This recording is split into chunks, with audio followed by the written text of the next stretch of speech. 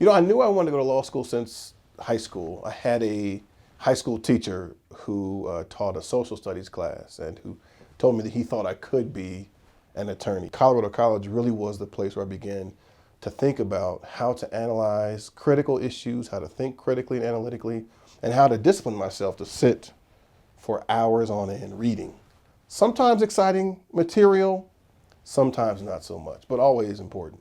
Truthfully, here at CC, I started to think about change in structural terms. I think there's often ways to effectuate change on an individual sort of case by case basis. But what CC taught me to do was to think about how to affect structural change. So how to identify these load-bearing walls of inequality that if we topple those, would open up opportunities for people of color, for young people, for women, for historically marginalized groups. And that's what I focus much of my attention on as a civil rights lawyer at this time. So for the last 8 months, I've been the executive director and CEO of the New Jersey Institute for Social Justice. We are a social justice organization that advocates on behalf of urban communities.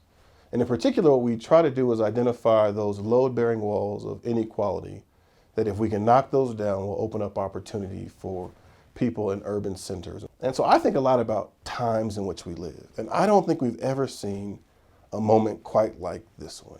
So the 2010 census showed us that America will soon be a country that is made up of a majority people of color. So by 2042, the Census Bureau projects that we will see the most racially diverse country in America we've ever seen.